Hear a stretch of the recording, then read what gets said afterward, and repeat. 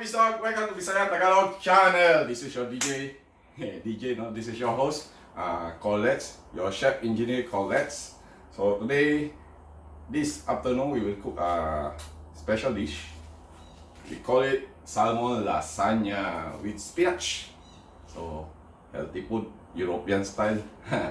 Kasi naalala ko yung salmon sa sa IKEA. So, yung big salmon lasagna nila.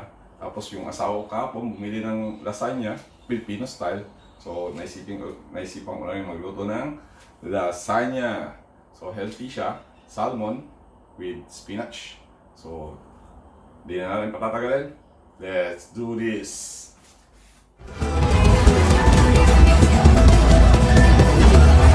Okay, pero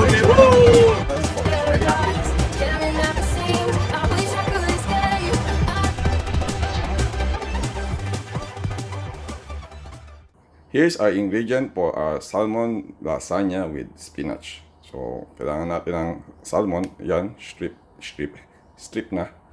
Onion, garlic, spring onion, pang design, spinach. So, kailangan din natin ng flour, at least 3 tablespoons, 500 ml of milk, salt, pepper, butter. Yan, cheese, big cheese. And then the lasagna sheet. So, let's start cooking. First, lagyan muna natin ng butter. Tuloy muna natin yung gulay. Habang natunaw natin yung butter, kaya medyo heat lang para hindi siya masunog. Lagyan natin yung onion. Then, garlic. Lutuin lang natin siya.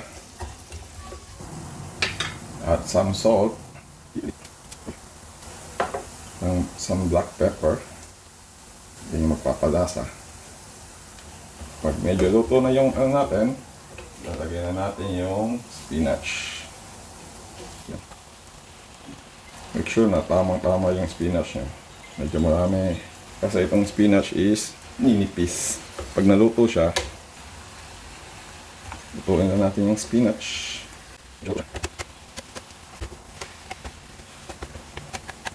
Next time, Filipino style. Kangkong gagamitin natin. Or alokbati. Lagyan natin ng konting spring onion. Kasi yung mamayan. Pag medyo luto na yung spinach natin, pwede natin siyang set aside. Alisin na natin. Okay. So, tapos nun, luluto tayo ng white sauce. Yung naiwan na butter, yung gagamitin natin. So, lagyan natin yan. Tunawin natin yung butter. Medium heat lang para hindi masunog. Pag tunaw na yung butter natin, pwede na natin halo yung flour. Kailangan nyo mahalo ng gusto.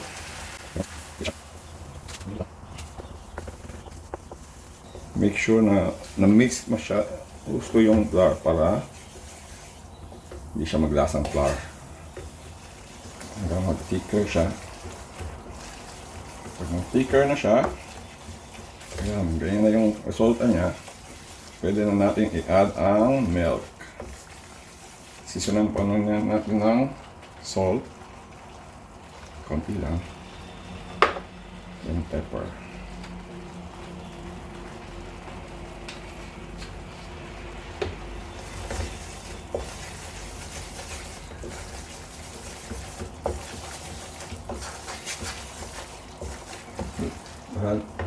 Gradually na i-add natin yung milk.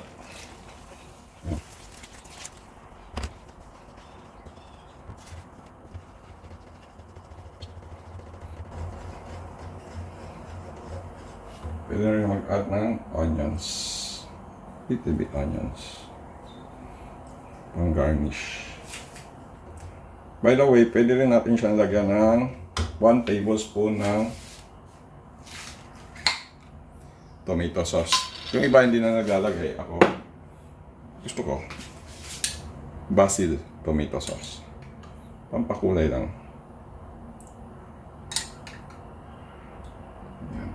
Ayan, nag-ticker na siya.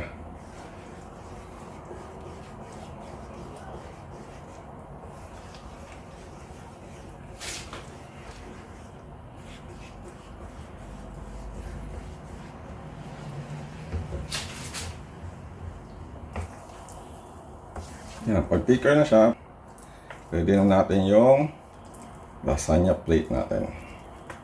So, lagyan natin ang base.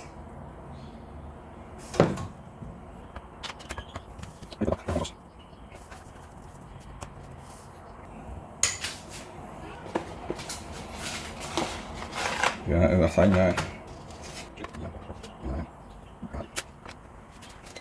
Lagyan natin ng spinach.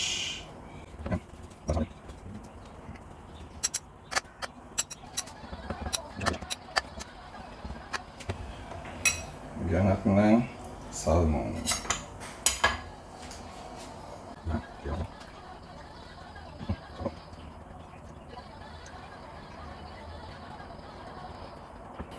Then, lagyan ulit natin ng sauce.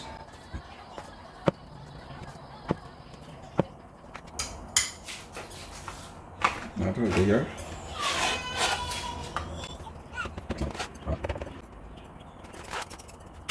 Lagay ulit natin ang spinach.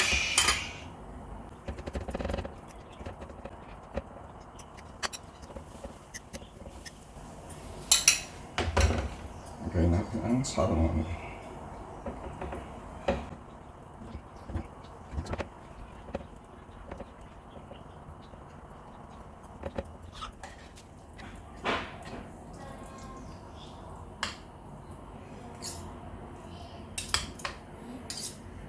Yan.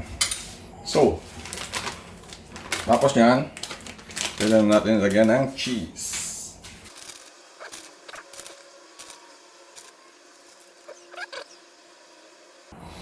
Yan. Pagkatapos yan, pwede na natin siyang i-bake. Yan. Bake na natin siya. Bake natin. Set natin siya ng 180. 30 minutes. Okay. Hintayin natin siyang maluto. Yan. Luto na po ating lasagna. Yan. Kunin na po natin ang ating lasagna. So, ito na yung ating dish. The baked salmon lasagna with spinach. O, tignan natin. Konti. Wow. Uy.